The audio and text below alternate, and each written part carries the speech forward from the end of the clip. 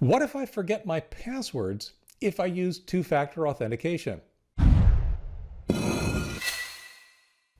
Hi everyone, Leo Notenboom here for askleo.com with what feels like a pretty complicated situation. Two-factor definitely does feel more complicated. Before we go on, if you're not a patron of Ask Leo, you might want to consider joining us, askleo.com/patron. Much of Ask Leo is supported by the patrons, and I'm really grateful. Patrons get access to additional patron-only content and an ad-free experience whenever they're visiting askleo.com. So, the important thing to remember here is that passwords and your second factor are essentially two separate things. In other words, there's nothing special about two-factor when you lose your password. In some cases, it actually makes it a little bit easier to recover your password, but the point is that losing your password is still losing your password.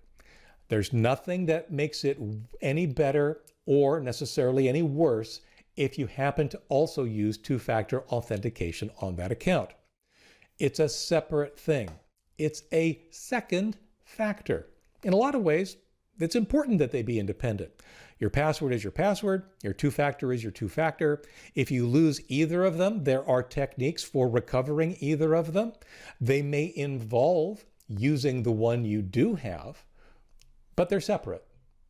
That's the easiest way I can put it. Now, what's important is to understand that you do need to set things up so that recovery of either of them will work.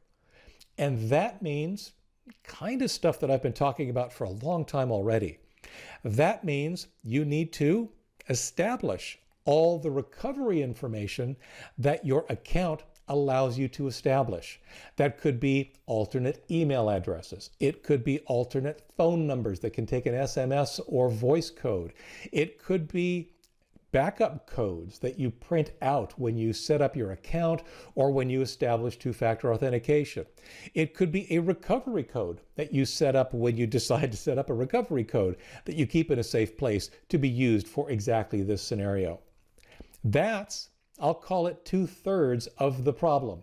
If you get all that set up, you can recover losing either your password or your second factor. The other third, the missing third, you gotta keep that stuff up to date. The alternate email addresses have to work when you need them. The phone number that you set up for recovery, it's gotta work when you need it. If they don't, if you've set up an email address as your recovery email address and over time you no longer have access to that account, you can't recover. If you set up a phone number as your recovery phone number and over time you lose access to that number, maybe you changed your number, maybe you lost your phone, I don't know, you just don't have access to codes sent to that number anymore, you may not be able to recover your account.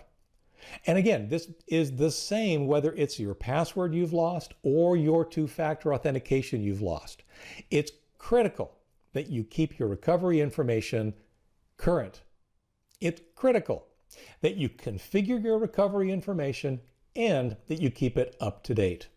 So there are three things. The bottom line here is that there are three things you need to do. One, use strong, unique passwords for every site. This is best practices, the easiest and simplest way to keep you secure across all of your accounts.